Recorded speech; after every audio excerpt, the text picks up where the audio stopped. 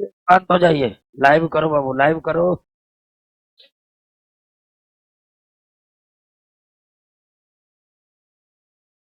खरीद लिए बैलो जी? कहाँ है बैलो जी?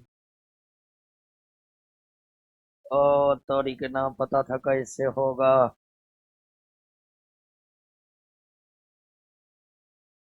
कमेंट सेक्शन को बड़ा कीजिए।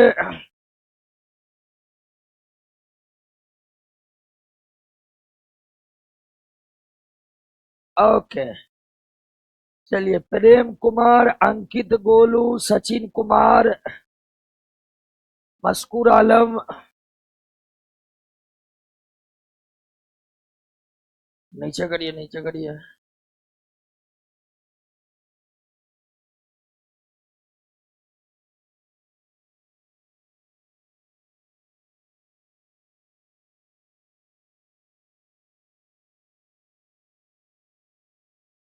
आइए दोस्तों, आप जानते हैं कि हमने इस बैच बात मत करिए। अब क्लास में सारा बात याद करना है कि ना? है, क्लास में सारा बात याद हो जाना चाहिए कि ताकि घर पर जाकर आप आराम से खाना टेंशन फ्री होकर बना सके, खा के अब हर पेट नींद ले सके। ठीक है ना? अगर क्लास में शांत नहीं रहिएगा, घर जाते ही टेंशन होगा कि यादें हुआ। इसीलिए शांत रहिए। और हम देख रहे हैं एक एक क्वेश्चन को पूरा विस्तार में ले जाते हैं कि नहीं? विस्तार में ले जाने का एक ही अर्थ होता है कि आपका रिवीजन का टाइम कम से कम हो। तो इस बैच में हमने इकोनॉमी चालू किए जिसमें 15 चैप्टर हैं। फिजिक्स से चालू किए जिसमें 11 चैप्टर हैं। और सबसे बड़ा जो सिलेबस है वो बायोलॉजी का है, मेरा अपना। वैसे सबसे बड़ा सिलेबस हिस्ट्री का है। हिस्ट्री के बाद सबसे बड़ा सिलेबस ज्योग्राफी का है। ज्योग्राफी के बाद सबसे बड़ा सिलेबस अगर कोई है तो वो है बायोलॉजी। तो बायोलॉजी में कुल 18 चैप्टर है, जिसमें 3 चैप्टर पर्यावरण के हैं। यानी बायोलॉजी में मूलतः 15 चैप्टर है। और पर्यावरण के कुल 3 चैप्टर है। तो पर्यावरण और बायोलॉजी टोटल मिलकर कुल 18 चैप्टर है। और ये 18 चैप्टर का नोट्स पूरे पटना में, और बहुत लोग तो कह रहे थे कि अन्य जिला में भी ये नोट अवेलेबल है। तो नोट हर जगह अवेलेबल है। ऑनलाइन विद्यार्थियों को पीडीएफ दे दिया गया है। और पीडीएफ जो देते हैं उसको तोड़ तोड़ के दीजिए, बड़ा फाइल जल्दी खुलता नहीं है। तो पीडीएफ को छोटा छोटा करके दीजिए। तो सभी ऑनलाइन वाले को बायोलॉजी दे दिया गया है। और बायोलॉजी का पहला चैप्टर है सेल। और दोस्तों, बायोलॉजी अभी तक जितने भी दरोगा हुए हैं, अगर 5 क्वेश्चन बायोलॉजी से पूछा है तो 4 क्वेश्चन इसी नोट से है। जो एक क्वेश्चन इस नोट से नहीं था वो भी विद्यार्थियों को बन गया है। यानी बायोलॉजी में टोटल की गारंटी है अगर टोटल याद कर लिए।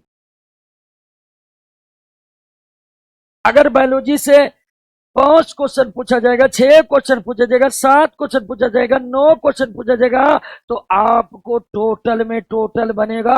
और जो मान लीजिए आपसे नहीं बनेगा, समझ लीजिए वो किसी से नहीं बना, वो किसी से नहीं बना। अब बहुत लोग कहते हैं कि हम हवाबाजी करते। दोस्तों, हम जब से पढ़ाना शुरू किए हैं और काफी सीनियर विद्यार्थियों से सराहना हमें मिली है, कभी भी इधर उधर के बात और हवाबाजी वाला बात हम किए नहीं। जो सच है वो बोले हैं। इसके लिए रोशन सर से हमारे कई बार मतभेद भी हुए कि आप क्या क्या बोलते रहते हैं क्लास में, ऐसे नहीं होता है। फिर भी जब हम उनको विस्तार से समझाए तो फिर वो समझ गए कि चलिए ठीक है, तो आप इतना अच्छा पढ़ा देते हैं तो आपको हम हल्का छूट दे देंगे, आप इतना बोल सकते हैं। तो उन्हें विश्वास है कि हम कुछ गलत बोलते हैं, लेकिन ऐसा बिल्कुल नहीं है। हम जो विद्यार्थी के हित में है उस बात को बोलते हैं। हम हर विद्यार्थी को बोलते कि आप सिर्फ पढ़ने पर ध्यान दीजिए, केवल पढ़ने पर ध्यान दीजिए। अगर मेहनत सच्चाई के साथ, ईमानदारी के साथ होगा ना, तो नौकरी हो कि ना हो, कैरियर आपका ठीक रहेगा। आप हमारे तरह, रोशन सर की तरह पढ़ा भी सकते हैं, उस क्षेत्र में भी आप अपने करियर को बना सकते हैं, लेकिन इसके साथ चाहिए ईमानदारी पूर्वक प्रयास। जब आप ऊपर ऊपर पढ़ते हैं ना, तो नौकरी में भी मेरिट नहीं बनता और अंत में आप पढ़ाने लायक भी नहीं रहते। तब कोचिंगों खोलिएगा तो बस वही एसपीडी पढ़े 13 दिन में मात्र 75 रुपया फीस, ठीक है ना। तो ये स्थिति होती है। और दोस्तों, आपको बता दे, आज के समय टीचर का बहुत डिमांड है, बहुत डिमांड।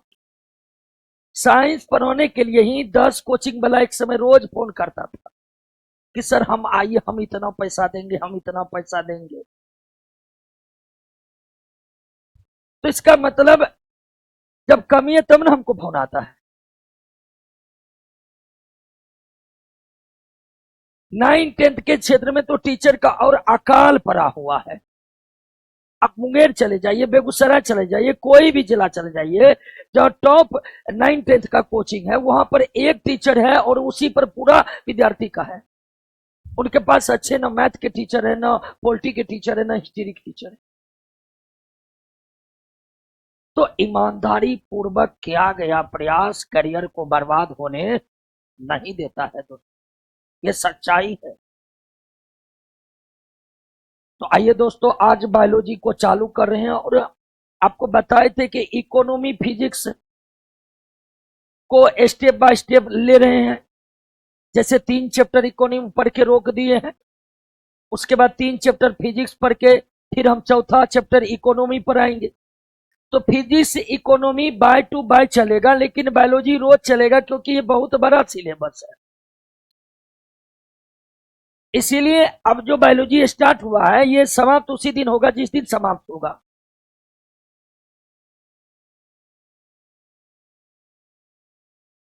क्लियर। और ये बायोलॉजी में पर्यावरण भी शामिल है। तो आइए दोस्तों, चैप्टर का नाम है साइटोलॉजी। बायोलॉजी के पहला चैप्टर का नाम है साइटोलॉजी। और साइटोलॉजी में हम किसका अध्ययन करते हैं? कोशिका का अध्ययन करते हैं। किसका अध्ययन करते हैं? कोशिका का। तो पहला चैप्टर है साइटोलॉजी। साइटोलॉजी विज्ञान की वो शाखा है जिसमें हम किसका अध्ययन करते हैं? सेल का अध्ययन करते हैं। अब थोड़ा सा हम सेल का क्वेश्चन ले, इससे पहले थोड़ी सी चर्चा हम आपको कर देते। प्रकृति का रचनात्मक और क्रियात्मक इकाई कौन है? परमाणु। हालांकि विज्ञान में ईश्वर का, गॉड का कोई अस्तित्व नहीं है, फिर भी ईश्वर के अस्तित्व को हम कुछ देर के लिए स्वीकार कर भी लें, तो ईश्वर की बनाई सबसे महान कृति में जो आएगा वो कौन आएगा? एटॉम आएगा। पूरा ब्रह्मांड जिस चीज से बना हुआ है वो क्या है? परमाणु है। परमाणु को ब्रह्मांड की रचनात्मक और क्रियात्मक नहीं, रचनात्मक इकाई कहते, क्रियात्मक इकाई नहीं कहते। तो हमारी प्रकृति की रचनात्मक इकाई क्या है? परमाणु। और परमाणु मिलकर क्या बनाते हैं? मॉलिक्यूल्स, अणु। और अणु मिलकर क्या बनाते हैं? निर्जीव। तो परमाणु मिलकर अणु बन गया, अणु मिलकर, आप जितने भी निर्जीव पदार्थ देखते हैं वो किससे बना है, और अणु किससे बना है। लेकिन परमाणु का एक सिरा जो अणु बनाता है, मॉलिक्यूल्स बनाता है, वो मॉलिक्यूल्स मिलकर के क्या बन जाते हैं, सेल। परमाणु अणु बन जाता है जुड़ करके, और अणु अगर कुछ नहीं बन पाया तो वो अणु मिलकर क्या करते हैं, निर्जीव पदार्थ। और कुछ अणु में प्रकृति में इतनी क्षमता आ गई कि वो क्या बना लिया, सेल। और उसी सेल से बना क्या, सजीव। तो हमारे ब्रह्मांड में दो ही पदार्थ है, निर्जीव और सजीव। तीसरा है तो हमें मैसेज करिएगा, है ना जी।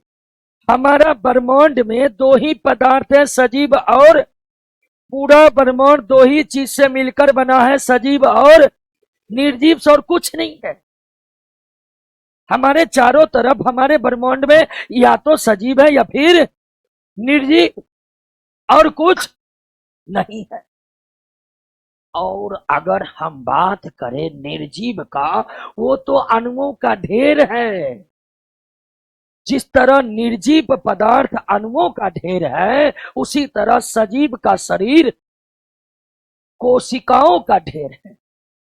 जिस तरह अणु मिलकर के निर्जीव पदार्थ बनाते हैं, उसी तरह कोशिका मिलकर सजीव पदार्थ बनाते हैं, कोशिका मिलकर सजीव पदार्थ बनाते हैं।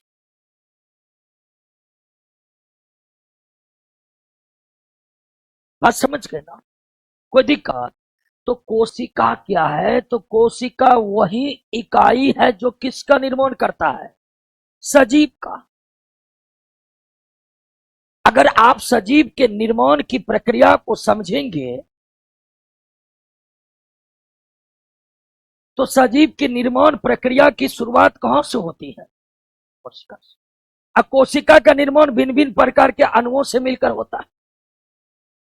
उदाहरण के लिए प्रोटीन अणु, कार्बोहाइड्रेट अणु, कार्बोहाइड्रेट अणु, ठीक है, वसा अणु,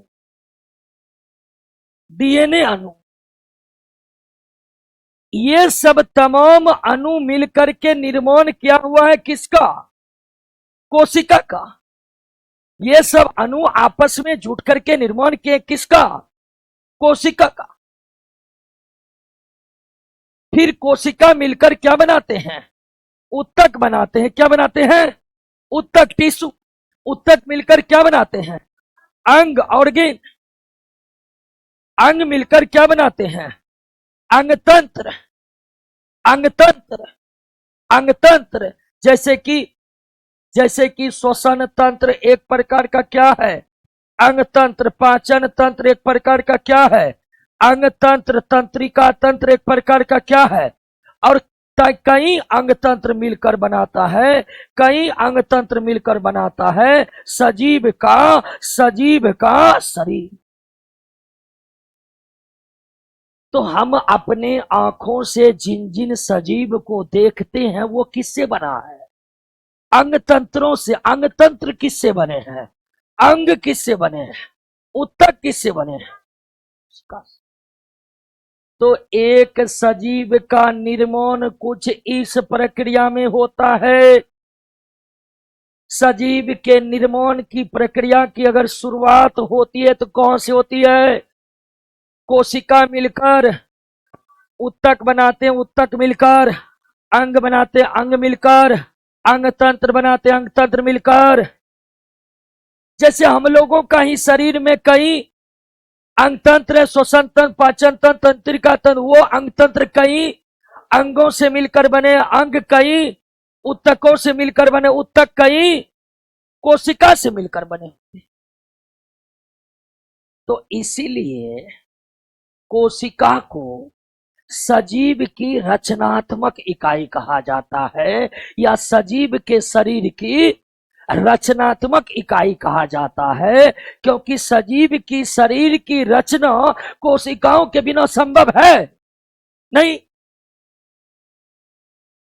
अगर कोशिका को ही हटा दीजिएगा तो उत्तक अंग की हम कल्पना कर सकते हैं। इसका मतलब है कि कोशिका के बगैर सजीव के शरीर की रचना नहीं हो सकती।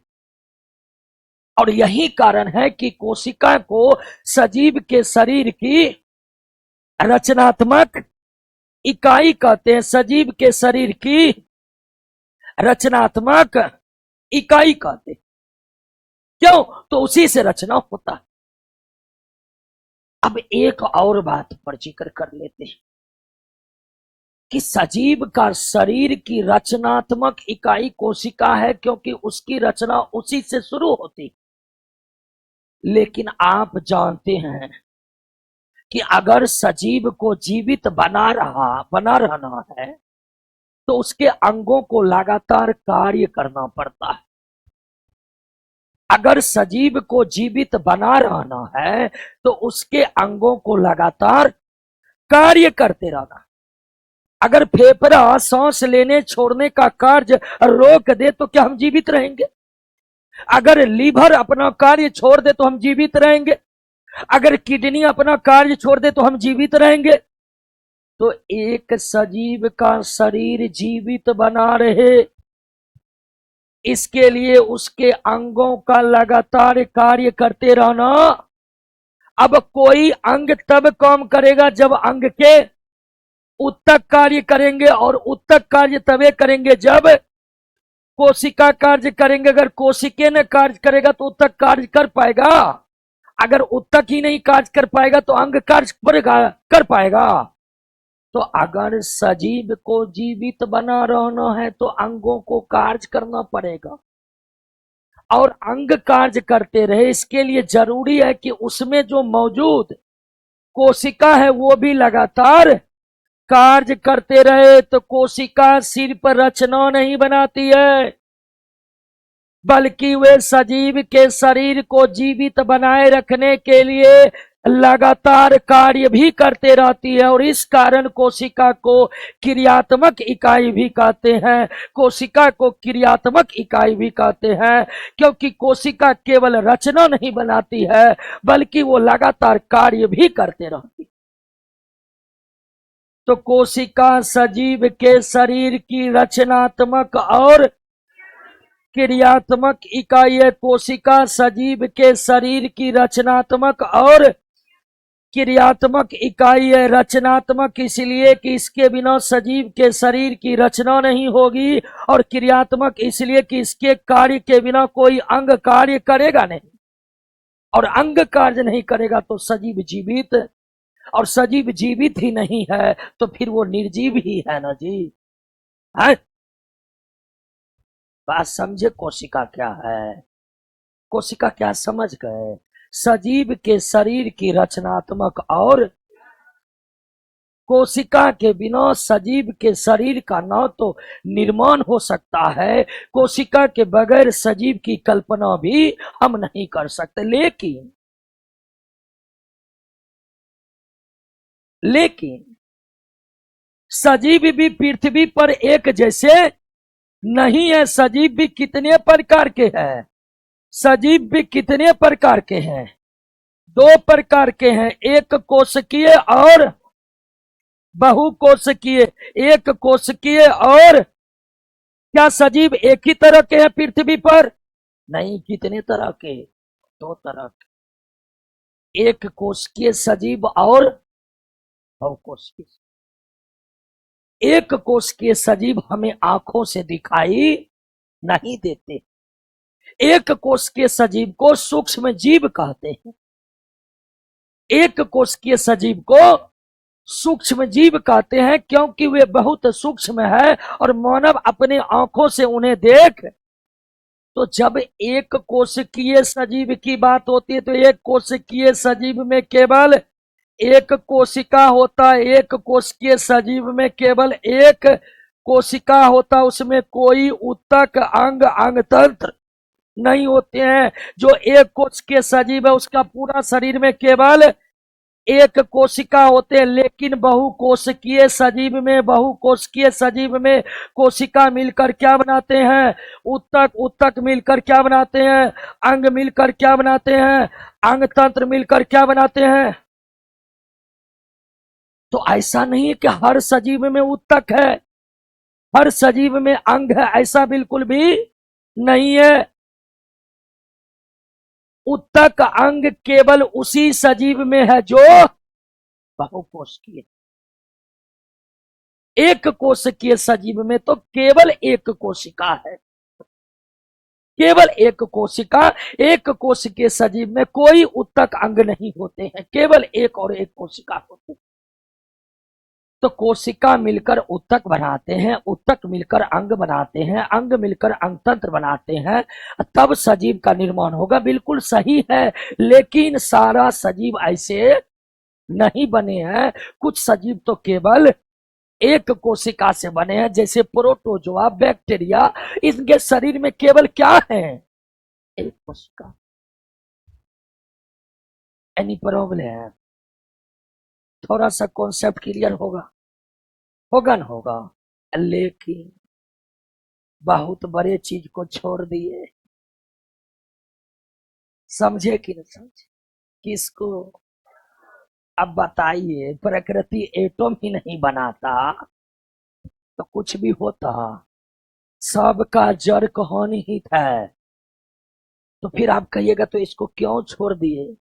दोस्तों, इसको इसलिए छोड़ दिया, इसके लिए अलग साइंस है जिसका नाम, इसीलिए इसको छोड़ दिए। लेकिन कहिएगा छोड़ दिए तो फिर यहाँ काहे लाए? दिखाने के लिए कि देख लीजिए क्या बात, समझे किसी? अगर परमाणु ही नहीं रहता तो अणु ही, और अणु ही नहीं बनते तो,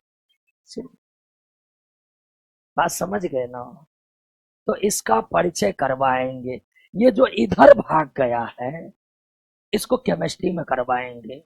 ये जो इधर भाग के आया है इसका करवाना हम चालू करते हैं।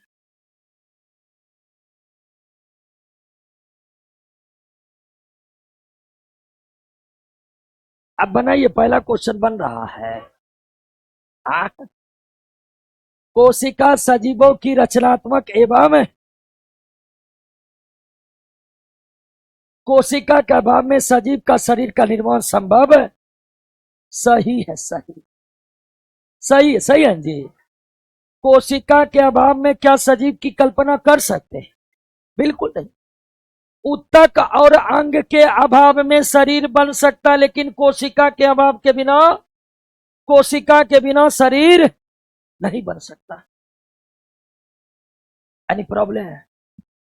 तो कह रहे कौन कथन सही है? दोनों कथन सही। पंकज कुमार ओझा, पंकज कुमार ओझा का तैयारी काफी बेहतर लग रहा है काकी। अच्छा, राहुल कुमार जी भी हैं, 2 नंबर पर आते हैं। कोशिका के किस भाग को सम्मिलित रूप से साइटोसोम कहते? साइटोसोम कहते। अब जो बायोलॉजी हमसे पढ़े हुए हैं 2-3 बार, तो उसे याद होगा 5-6 बार।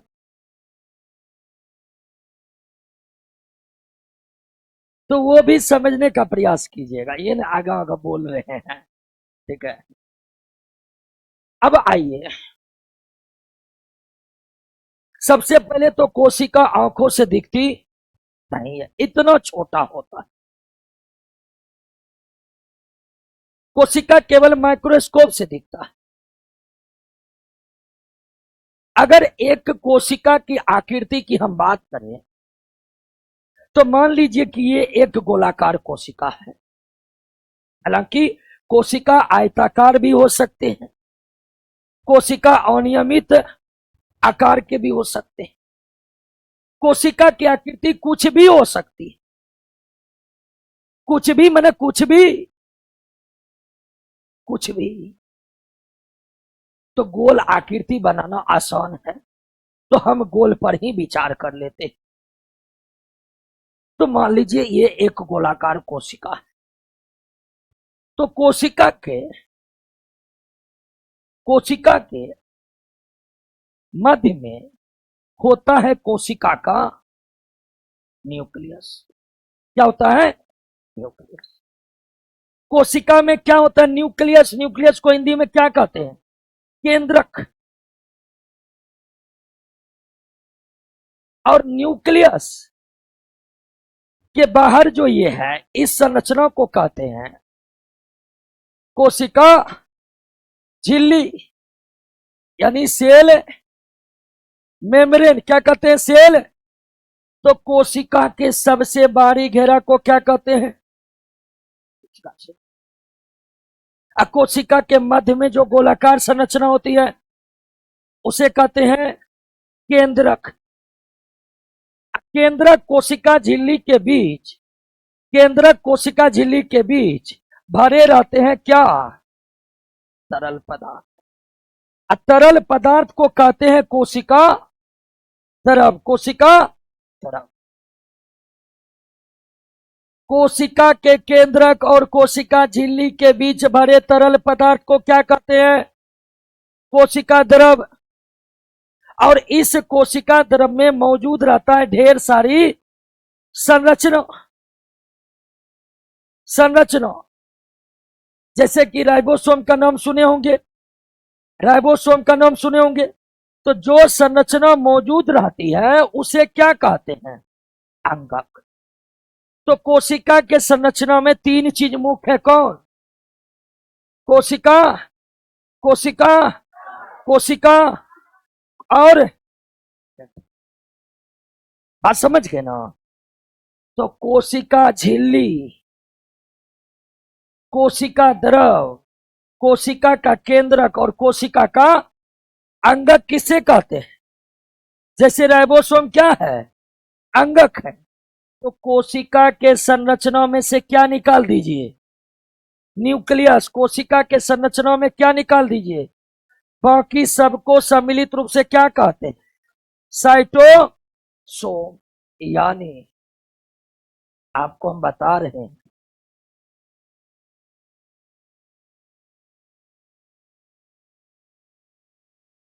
कोशिका बराबर साइटोसोम प्लस और साइटोसोम में शामिल हो जाता क्या? कोशिका झिल्ली। क्या शामिल हो जाता है? उसके बाद कोशिका द्रव, उसके बाद कोशिका अंगक, कोशिका अंगक। बात को समझ गए? समझ गए जी। तो साइटोसोम कोशिका झिल्ली, कोशिका द्रव और कोशिका द्रव में मौजूद कोशिका अंगक, इनको सम्मिलित रूप से क्या कहते हैं? साइटोसोम। यदि आप समझ जाइए कि संपूर्ण कोशिका को कितने भाग में बांटा गया? दो भाग में, साइटोसोम और। तो कोशिका में केंद्रक को निकाल दीजिए, बाकी जो भी बच गया वो सम्मिलित रूप से क्या कहलाते हैं? वो सम्मिलित रूप से क्या कहलाते हैं? बात समझ गए ना? कोशिका के संरचना में केंद्रक को निकाल दीजिए, बाकी जो बचा उसे सम्मिलित रूप से क्या कहते हैं? बाकी को सम्मिलित रूप से क्या कहते हैं? साइटोसोम। तो साइटोसोम में क्या शामिल है? झिल्ली, द्रव और कोशिका में स्थित, यानी साइटोसोम से बाहर है केवल। तो कोशिका के संरचना में मौजूद कोशिका झिल्ली, कोशिका द्रव, कोशिका अंगक को सम्मिलित रूप से क्या कहते हैं? कोशिका के संरचना में मौजूद कोशिका झिल्ली, कोशिका द्रव, कोशिका अंगक को सम्मिलित रूप से क्या कहते हैं? साइटोसोम। साइटोसोम में केवल कौन नहीं शामिल है? कौन नहीं शामिल है? केंद्रक।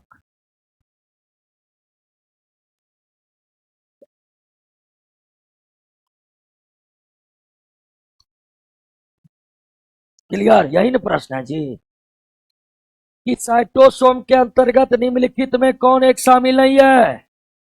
कोशिका झिल्ली शामिल है, कोशिका द्रव में स्थित कोशिकांग शामिल है, कोशिका द्रव में स्थित कोशिकांग शामिल है, और कोशिका द्रव भी शामिल है। साइटोसोम के अंतर्गत केवल क्या नहीं आता है? साइटोसोम के अंतर्गत केवल क्या नहीं आता है? अब आइए दोस्तों, हल्ला नहीं, बोलिएगा कौन है? कोशिका द्रव में स्थित जीवित रचनाएं जिनमें बढ़ने और विभाजन करने की क्षमता होती है उसे क्या कहते हैं? अब आप जाने कि कोशिका द्रव में कई सारे अंगक मौजूद होते हैं। बात समझें जी? कोशिका कोशिका द्रव में कई तरह के क्या मौजूद रहती है, और उन संरचना को क्या कहते हैं? कोशिका अंगक, अंग्रेजी में सेल ऑर्गेनल।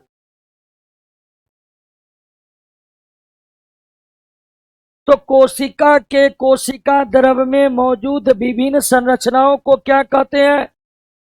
क्या कहते हैं?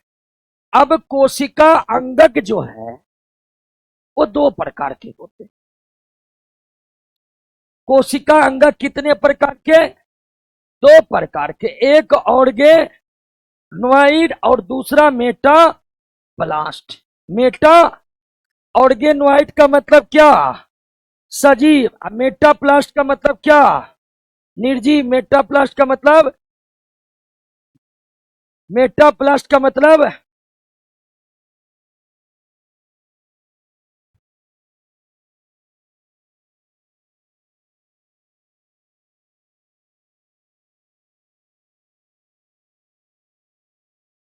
क्या हो रहा है जी?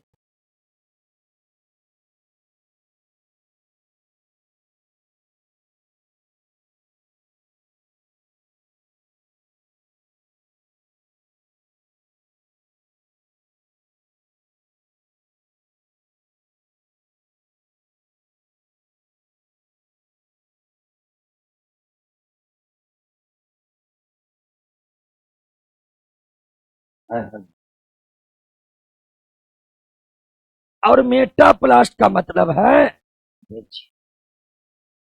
तो कोशिका द्रव में जो महत्वपूर्ण संरचनाएं होती है उसे क्या कहते हैं? और कोशिका अंगक सारे एक तरह के, दो तरह के होते हैं। कुछ कोशिकाएं संरचना क्या होता है? बढ़ता है, जिनमें विभाजन का मतलब नया बनना। यह विभाजन का मतलब डिवीजन नहीं है दोस्तों, मैथमेटिक्स वाला विभाजन नहीं। पुरानों से नया बनना ही क्या है? विभाजन। जैसे कोशिका विभाजन की हम बात करते हैं तो कोशिका विभाजन का मतलब वह पुराना कोशिका से नया कोशिका बनने की प्रक्रिया को कोशिका विभाजन कहते हैं। तो यह विभाजन की क्षमता का मतलब हुआ पुरानों से नया बनना। तो ऐसे कोशिका अंगक जिसमें बढ़ने की क्षमता होती है, जिसमें नए बनने की क्षमता होती है, वो क्या कहलाता है? सजीव को क्या बोलते हैं? और ऐसा कोशिका अंगक जिसमें विभाजन करने की क्षमता नहीं होती है उसे क्या कहते हैं? अधिकांश कोशिका अंगक क्या है? ऑर्गेनोइड। केवल रसधानी याद रखिएगा, रसधानी यानी कि अंग्रेजी में वैक्यूल कैसा संरचना है। अधिकांश कोशिका अंगक क्या है? बहुत कम या कोशिका अंगक ही क्या है? निर्जीव, यानी उसमें बढ़ने की क्षमता नहीं होती है। तो मेटाप्लास्ट के अंतर्गत क्या आता है? कोशिका का राजधानी, बाकी सब क्या है? जैसे माइटोकॉन्ड्रिया क्या है, राइबोसोम क्या है। तो अधिकांश कोशिका अंगक क्या है? क्लियर हुआ? समझ गए? सजीव कोशिका अंगक को क्या कहते हैं? सजीव कोशिका अंगक को क्या कहते हैं? निर्जीव कोशिका अंगक को क्या कहते हैं? अधिकांश कोशिका अंगक क्या है? मेटाप्लास्ट यानी निर्जीव संरचना में क्या याद रखिएगा, तो कोशिका द्रव में स्थित जीवित रचनाएं जिनमें बढ़ने तथा विभाजन की क्षमता होती है उसे क्या कहते हैं, और जिसमें बढ़ने और विभाजन की क्षमता नहीं होती उसे क्या कहते हैं। या पूछ देगा सजीव कोशिकांगक को क्या कहते हैं, निर्जीव कोशिकांगक को।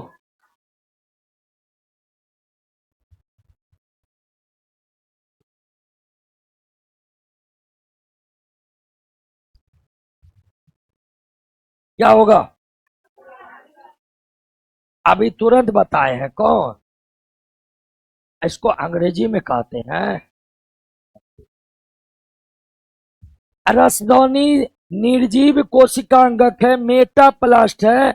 अब बाकी सेंट्रोसोम, राइबोसोम, माइक्रोट्यूबल्स ये सब कैसी संरचनाएं हैं, ऑर्गेनोइड संरचना, ये सब कैसी संरचना है। निम्नलिखित में कौन एक सही नहीं, निम्नलिखित में कौन एक सही नहीं। पहला, कोशिका का आकार एवं आकृति उसके कार्यों के अनुरूप होती है, बिल्कुल। क्या आंख के रेटिना की कोशिका छोटी आंख के कोशिका के समान ही है? हमारे आंख का रेटिना भी कोशिका से बना है, छोटी आंख भी। तो क्या आंखों के रेटिना की कोशिका और छोटी आंत की कोशिका बिल्कुल समान है? नहीं। और अगर आंखों के रेटिना की कोशिका और छोटी आंत की कोशिका समान नहीं है तो इसका कारण ये है कि उनके कार्य समान नहीं। आंखों के रेटिना के कोशिका का कार्य कुछ और है, छोटी आंत के कोशिका का कार्य और है। यानी अगर कोशिका अलग अलग तरह का कार्य कर रहा है तो उसका शेप और साइज भी अलग अलग होगा। समान कार्य करने वाले कोशिका का आकार और आकृति भी समान होता है और अलग अलग कार्य करने वाले कोशिका का आकार और आकृति भी अलग अलग होता है। तो बिल्कुल सही है, कोशिका का आकार और आकृति, शेप और साइज उसके कार्यों के अनुरूप होती है। जैसे अलग अलग कार्य करने वाले कोशिका के आकार और आकृति भी क्या होते हैं, अलग अलग। कोशिकाओं की संख्या जीव के शरीर के आकार पर निर्भर करता है, बिल्कुल बिल्कुल। जितना बड़ा शरीर उतनी अधिक संख्या में कोशिका।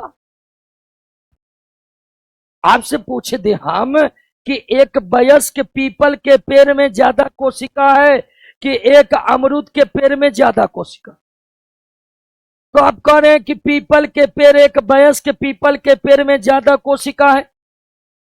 आपने ये उत्तर किस आधार पर दिया? तो जितना बड़ा आकार होगा उतनी अधिक संख्या में हाथी के शरीर में ज्यादा कोशिका या चूहा के शरीर में? हाथी के शरीर में ज्यादा कोशिका होगा।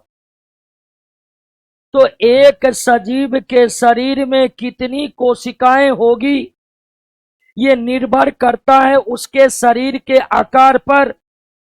जितना बड़ा शरीर का आकार होगा उसमें उतनी ही संख्या में कोशिकाएं होंगी।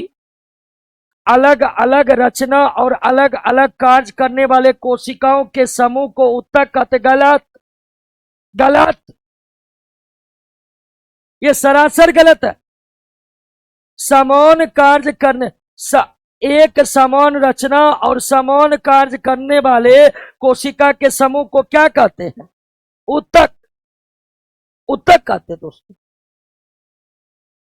कोशिका का समूह, कोशिका का समूह मिलकर के क्या बनाते हैं? उत्तक बनाते हैं। मिलकर के क्या बनाते हैं? उत्तक। लेकिन शर्त है कि कोशिका के समूह में जो, कोशिका के समूह में जो जितने कोशिका है उसकी संरचना क्या होनी चाहिए? समान होनी चाहिए। उसका कार्य क्या होनी चाहिए? समान होनी चाहिए। कोशिका का समूह मिलकर क्या बनाता है? ऊतक। लेकिन ऐसा नहीं है कि कोई भी कोशिका मिलकर के ऊतक बना लेगा। ऊतक बनाने के लिए समूह में जितने कोशिकाएं होगी उन सब की संरचना क्या होनी चाहिए? समान। उसका कार्य भी क्या होनी चाहिए? समान। तब वो मिलकर क्या बनाएगा? ऊतक। अलग अलग संरचना, अलग अलग कार्य करने वाला कोशिका मिलकर ऊतक नहीं बनाते। तो ये कथन क्या है? गलत। कोशिकाएं अलग अलग आकार की होती, बिल्कुल। हमारे उंगली में जो कोशिकाएं हैं हमारे जीभ के कोशिकाओं से भिन्न है। क्या उंगली के मौजूद कोशिका जीभ में मौजूद कोशिका एक ही आकार का है? एक ही आकार का है? तो बिल्कुल कोशिकाएं अलग अलग आकार की होती है। क्यों? तो उनके कार्य अलग अलग होते हैं। अगर शरीर में केवल एक ही कार्य होता तो यकीन मानिए शरीर में केवल एक ही आकार का कोशिका होता, लेकिन ऐसा बिल्कुल नहीं है। तो सी नंबर क्या है? गलत। समझ गए ना? अब आपसे क्वेश्चन पूछेगा कि कोशिका के आकार और आकृति किस पर निर्भर करता है? कोशिका के आकार और आकृति किस पर निर्भर करता है? कोशिकाओं की संख्या किस पर निर्भर करता है? कोशिकाओं की संख्या किस पर निर्भर करता है? 7। तरल मोजाइक मॉडल। अब आइए थोड़ा इसको समझ लेते हैं। दोस्तों, आप जानते हैं कोशिका के बाहरी भाग को कोशिका झिल्ली कहते हैं, सेल मेम्ब्रेन कहते हैं। और सेल मेम्ब्रेन दो चीजों से बना है, प्रोटीन और लिपिड से। लिपिड मतलब कोशिका के सबसे बाहरी घेरा को क्या कहते हैं? कोशिका झिल्ली। कोशिका के सबसे बाहरी घेरा को क्या कहते हैं? और कोशिका झिल्ली जो बनता है किससे? प्रोटीन और लिपिड। लेकिन प्रोटीन और लिपिड से कोशिका कैसे बनता है, सॉरी, कोशिका झिल्ली कैसे बनता है, इस संबंध में दो वैज्ञानिकों का अलग अलग मत है, एक मत नहीं। प्रोटीन और लिपिड से मिलकर बना है कोशिका का सबसे बाहरी हिस्सा जिसे कहते हैं कोशिका झिल्ली। लेकिन कोशिका झिल्ली प्रोटीन और लिपिड से मिलकर कैसे बना है, इसके संबंध में दो वैज्ञानिकों का अलग अलग मत है। क्या क्या मत है समझिए। कोशिका झिल्ली की संरचना बनाने में एक मॉडल आया 1953, जिसका नाम है unit membrane model. Unit membrane model. और यूनिट मेम्ब्रेन मॉडल किसने दिया था? रॉबर्टसन। वैज्ञानिक रॉबर्टसन ने कोशिका झिल्ली के संरचना को समझाने के लिए एक मॉडल दिया था। वो मॉडल क्या है? और यूनिट मेम्ब्रेन मॉडल में बताए हैं, यूनिट मेम्ब्रेन मॉडल में बताए हैं कि कोशिका जो है वो 3 परतों से मिलकर बना होता। ऊपर प्रोटीन, नीचे प्रोटीन, ऊपर प्रोटीन, नीचे प्रोटीन और बीच में लिपिड, बीच में लिपिड। और ये टोटल मोटा होता है 75 एंगस्ट्रॉम। तो यूनिट मेम्ब्रेन मॉडल का कहना है कि कोशिका झिल्ली 3 परतों से मिलकर बना होता, ऊपर प्रोटीन, नीचे प्रोटीन, बीच में। ये बात किसने बताया है? रॉबर्टसन। और रॉबर्टसन का ये मॉडल क्या कहलाता है? जो कब आया? समझ गए। लेकिन 1972 में एक और मॉडल आया और उस मॉडल का नाम है फ्लूइड मोजाइक मॉडल। क्या नाम है? Fluid Mosaic model. Fluid Mosaic model singer तथा निकोलसन ने दिया है। सिंगर तथा निकोलसन ने दिया है। सिंगर तथा सिंगर मतलब गायक नहीं, नाम है सिंगर। और इसका कहना है कि नहीं, कोशिका झिल्ली 3 परत में होता है। कोशिका झिल्ली 3 परत में होता है। ऊपर में लिपिड, ऊपर में लिपिड, नीचे में भी लिपिड, नीचे में भी लिपिड, और बीच में गोलाकार प्रोटीन, बीच में गोलाकार प्रोटीन, बीच में गोलाकार प्रोटीन। तो कोशिका झिल्ली कैसी होती है, इस संबंध में 2 मॉडल है। एक मॉडल कहता है कि कोशिका झिल्ली 3 परतों में बनी है, ऊपर प्रोटीन, नीचे प्रोटीन, बीच में।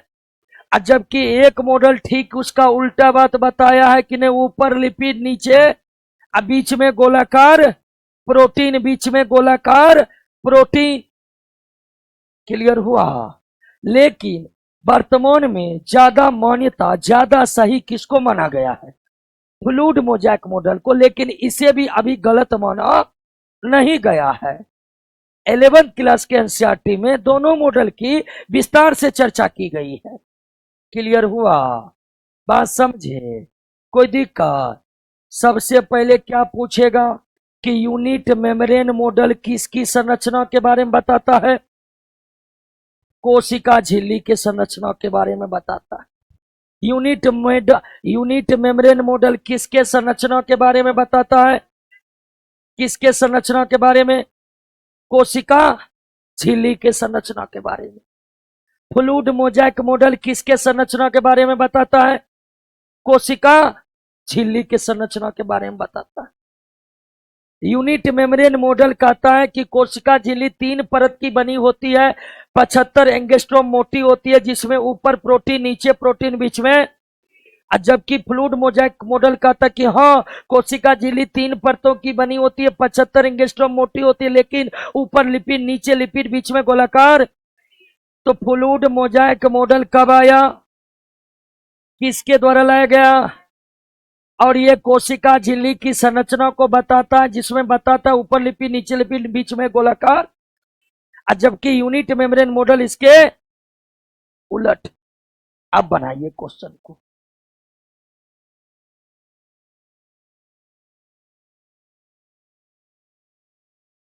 यह मॉडल कोशिका झिल्ली के संरचना को बताता है। अंग्रेजी में फ्लूइड मोजाइक मॉडल।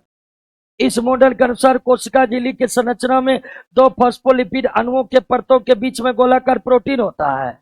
बिल्कुल, हम आपको फॉस्फोलिपिड नहीं बताए, लिपिड के बारे में बताए, तो बिल्कुल ये सही है। लिपिड में जब फास्फोरस का अणु जुट जाए तो उसे क्या कहेंगे? बस इतना। यह मॉडल 1972 में सिंगर और निकलसन ने प्रस्तुत किया था।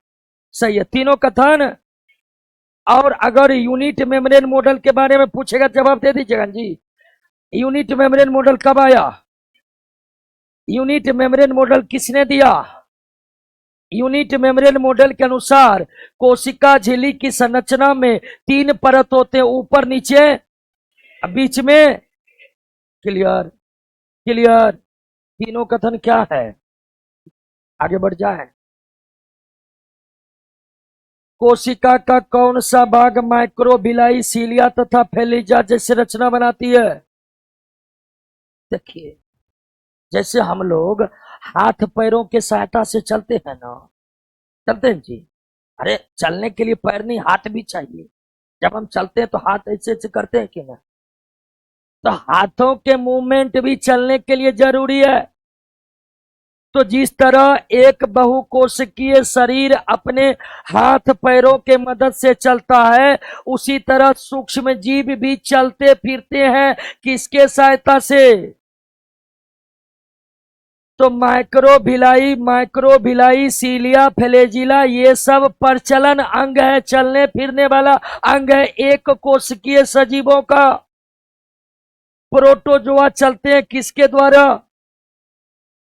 यूग्लिनो चलते हैं किसके द्वारा? तो एक कोशिकीय सजीव में जो ये सब प्रचलन अंग बनते हैं, किसके द्वारा? अब फ्लैजिला क्या है, माइक्रोविलाई क्या है, इस पर भी चर्चा होगी आगे। लेकिन आप समझिए कि माइक्रोविलाई, सीलिया, फ्लैजिला ये सब एक कोशिकीय सजीवों का प्रचलन अंग है। यानी एक कोशिकीय सजीव जो एक स्थान से दूसरे स्थान जाते हैं इन्हीं संरचनाओं के द्वारा। और इन सब संरचनाओं का निर्माण किससे होता है? इन सब संरचनाओं का निर्माण किससे होता है? परासरण की क्रिया किसके द्वारा संपन्न होता है? कोशिका। देखिए, परासरण एक ऐसी विधि है जिसके द्वारा कुछ पदार्थ कोशिका के बाहर और कुछ पदार्थ कोशिका के अंदर। तो परासरण ट्रांसपोर्टिंग का एक तरीका है।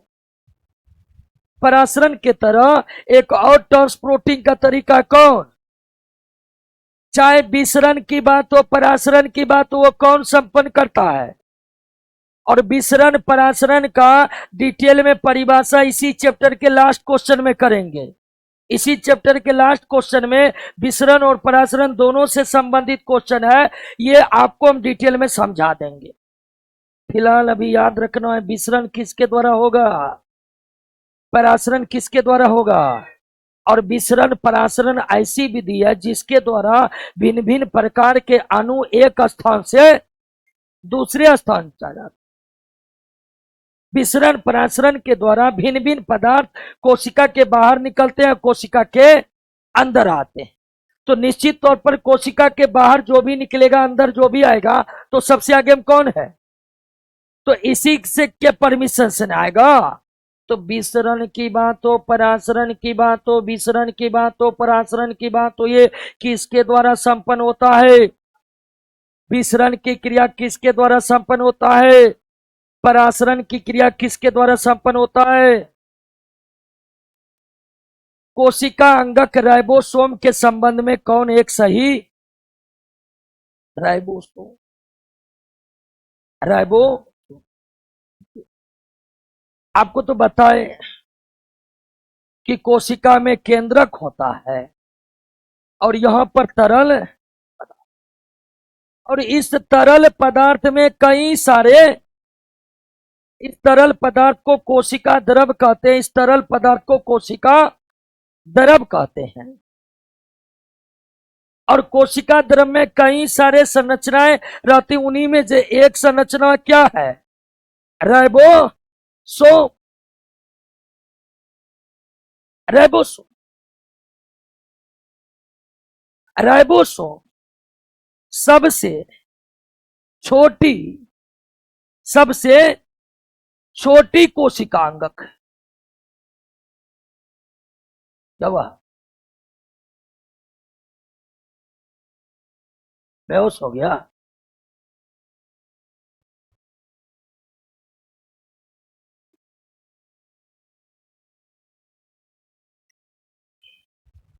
बहुत कठिन है दरोगा, बहुत। चलिए चलिए, तबीयत खराब जैसा आदमी लग रहा है, चले जाइए, ठीक है। लड़ाई कर रहा है, अच्छा।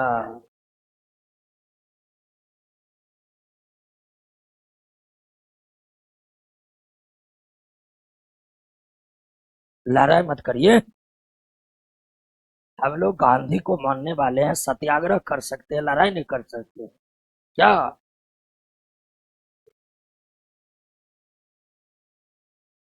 लड़ाई मत करिए, कोई भी ज्यादा दिक्कत नहीं है। आइए राइबोसोम पर, राइबोसोम पर आइए। तो कोशिका के अंदर जितना भी संरचना है ना, mitochondria, Golgi body, endoplasmic reticulum, जितना भी कोशिकीय संरचना है उनमें सबसे छोटा कौन है? सबसे छोटा। तो सबसे पहले सबसे छोटा कोशिका अंगक, और ये गोलाकार होता। इसकी संरचना, इसकी संरचना गोलाकार या फैली नुमा होता। अगर माइक्रोस्कोप से हम राइबोसोम को देखें तो माइक्रोस्कोप में राइबोसोम कैसा दिखाई पड़ेगा? गोलाकार या थैली नुमा। और जितने भी कोशिका अंगक है उसमें सबसे छोटा यही है। कौन? राइबोसोम। और तो और एक बात और कि राइबोसोम जो है, राइबोसोम सबसे छोटा है। इसकी संरचना कैसा होता है? गोलाकार या थैली नुमा। और ये झिल्ली विहीन कोशिका अंगक। ये क्या है? झिल्ली विहीन कोशिका अंगक। जैसे कोशिका के ऊपर कोशिका झिल्ली है जी, तो उसी तरह कोशिका के भीतर मौजूद जितने भी संरचना है वो संरचना के ऊपर भी क्या है? झिल्ली, सुरक्षा के लिए। तो सारे कोशिका अंगक के ऊपर एक सुरक्षात्मक झिल्ली होती है, केवल किसको छोड़कर? राइबोसोम ऐसा कोशिका अंगक है जिसके ऊपर कोई झिल्लियां नहीं होती है, जिसके ऊपर कोई झिल्लियां नहीं होती है। तो राइबोसोम सबसे छोटा कोशिका अंगक है। इसकी संरचना गोलाकार या थैली नुमा होती है। और ये झिल्ली एकमात्र कोशिका अंगक कौन है जो झिल्ली विहीन है? सबसे छोटा कोशिका अंगक कौन है? राइबोसोम की संरचना कैसी होती है? क्लियर? अब देखिए कि राइबोसोम दो प्रकार का होता है। राइबोसोम 70S और जो एस का मतलब सेडरबर्ग, सेडरबर्ग यूनिट। जिस तरह द्रव्यमान को किलोग्राम में मापते हैं जी, उसी तरह राइबोसोम के आकार को किस में मापते हैं? सेडरबर्ग यूनिट में। तो राइबोसोम भिन्न भिन्न कोशिका में जो राइबोसोम होता है वो दो प्रकार के 70S और 70S का मतलब छोटा वाला राइबोसोम, 80S का मतलब, तो 70S का मतलब ये वाला राइबोसोम छोटा है, ये छोटी थैली वाला है, और ये बड़ी थैली वाला है। तो राइबोसोम दो प्रकार के होते हैं, 70S राइबोसोम और एस का मतलब सेडरबर्ग। यही यूनिट से राइबोसोम के आकार को मापा जाता है। 70S राइबोसोम मतलब छोटे आकार का राइबोसोम, 80S राइबोसोम यानी बड़े आकार का राइबोसोम, 80S राइबोसोम यानी बड़े आकार का राइबोसोम। बात समझ गए? अब 70S किस में रहता, 80S किस में रहता, ये पता चल जाएगा आपको तुरंत। लेकिन आप जान जाइए कि राइबोसोम कितने प्रकार के? दो प्रकार के, 70S और 70S और। तो सबसे छोटा कोशिका अंगक राइबोसोम का आकार झिल्ली विहीन कोशिका अंगक। राइबोसोम कितने प्रकार के? 70S और 70S का मतलब छोटा, 80S का मतलब। अब ध्यान दीजिए कि जितने भी कोशिका अंगक है ना कुछ कार्य करते रहते, सब कुछ ना कुछ कार्य करते रहते। और राइबोसोम का कार्य प्रोटीन संश्लेषण करना। राइबोसोम का कार्य क्या है? प्रोटीन संश्लेषण करना। प्रोटीन संश्लेषण करना किसका कार्य है? राइबोसोम का। अब आप कहिएगा प्रोटीन संश्लेषण का क्या मतलब हुआ? मतलब भी आप समझ जाइए। आप दाल सोयाबीन खाते हैं, उसमें क्या है? तो आपने भोजन के माध्यम से जितना प्रोटीन खाया वो पाचन के बाद क्या बन जाता? अमीनो अम्ल। आप जितना भी प्रोटीन खाते हैं या जंतु जितना भी प्रोटीन खाता है वो पचकर क्या बन जाता है?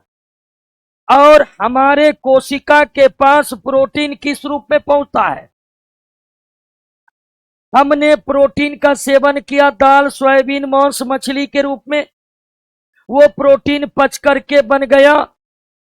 पचा हुआ भोजन ब्लड में जाता और ब्लड भोजन को शरीर के सारे कोशिका तक पहुंचा देता है कि सारा कोशिका अपना कार्य करता रहे। तो कोशिका तक आपके भोजन से प्रोटीन कोशिका तक पहुंचा किस रूप में? अमीनो अम्ल के रूप में। तो जैसे कोशिका के पास क्या पहुंचता है, अमीनो अम्ल, राइबोसोम फिर अमीनो अम्ल को जोड़कर क्या बना देता है, और यही कार्य क्या कहलाता है। तो प्रोटीन संश्लेषण का मतलब है अमीनो अम्ल को जोड़ करके क्या बनाना, क्योंकि हम जो प्रोटीन खाते हैं वो प्रोटीन के रूप में हमारे शरीर के कोशिकाओं को नहीं पहुंचती है। किस रूप में पहुंचती है, अमीनो अम्ल को, फिर उस अमीनो अम्ल को कोशिका का राइबोसोम जोड़ करके क्या बना देता है, अब फिर उस प्रोटीन का उपयोग हमारे शरीर के भिन्न भिन्न कार्यों में होता है। तो अमीनो अम्ल को जोड़कर कोशिका में फिर से प्रोटीन बनाना क्या कहलाता है, राइबोसोम का कार्य क्या है। और यही कारण है कि राइबोसोम को प्रोटीन का फैक्ट्री कहते हैं। सबसे छोटा कोशिका अंगक राइबोसोम, झिल्ली विहीन कोशिका अंगक।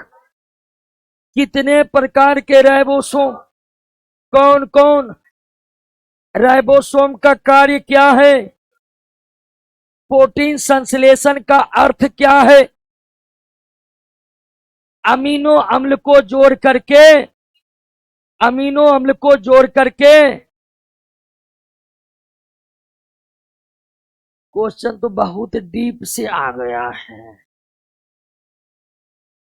राइबोसोम दो प्रकार के होते, 70S, बिल्कुल सही है। 70S राइबोसोम प्रोकैरियोटिक में होता तथा इसके दो सब यूनिट होते, 30S और, अब ये भी सही है, ये भी सही है। अब यहां पर एक नया चीज क्या है दोस्तों, एक कोशिका है प्रोकैरियोटिक, एक कोशिका है, इसके बारे में समझ लीजिए। पृथ्वी पर अगर कोशिका बनी तो कोई होगा, सबसे पहले बना होगा।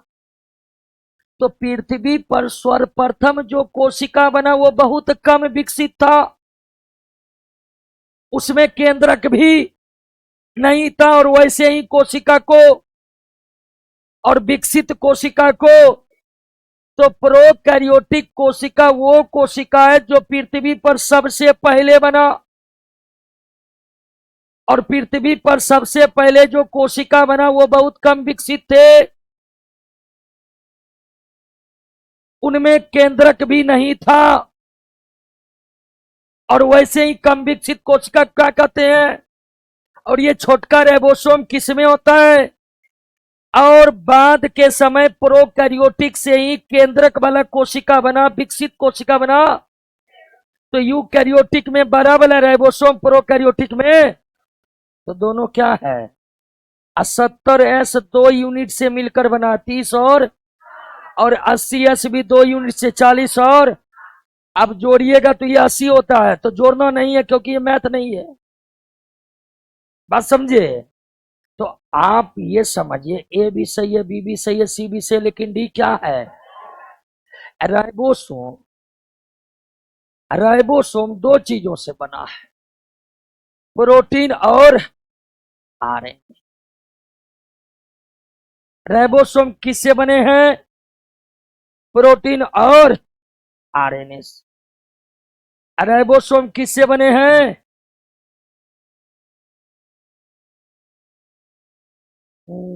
प्रोकैरियोटिक कोशिका में माइटोकॉन्ड्रिया के सदृश, सदृश का मतलब समान, कौन सी रचना पाई जाती है जो श्वसन तथा कोशिका विभाजन का कार्य करती है। इसको रट जाइए, ये है मीसो, क्लियर, मीसो। कोशिका के अंदर ग्लाइकोलिपिड, ग्लाइकोप्रोटीन के निर्माण का सक्रिय स्थल, प्रोटीन निर्माण का सक्रिय स्थल, ग्लाइकोप्रोटीन ग्लाइकोलिपिड के निर्माण का सक्रिय स्थल।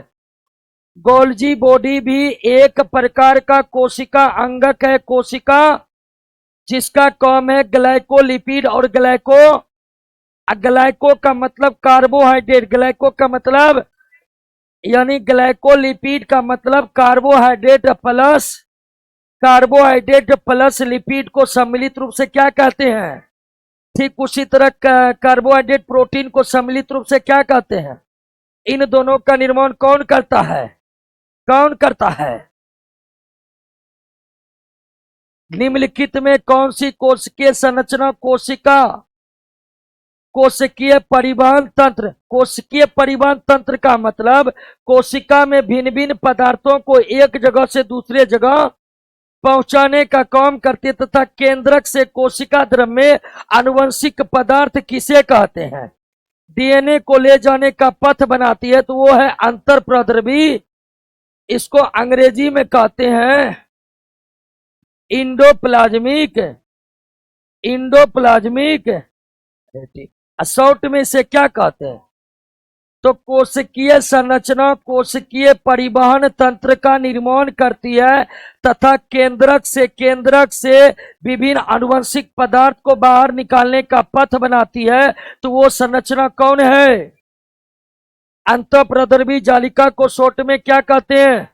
यार क्लियर? ठीक है दोस्तों, अब छोड़ देते, ठीक है ना? इसके बाद ज्योग्राफी चालू होगा। तब तक 2 मिनट में मस्तिष्क को रिलैक्स दीजिए, ठीक है ना? हाँ, अब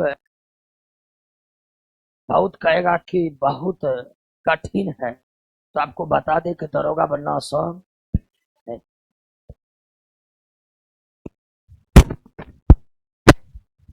मिलते हैं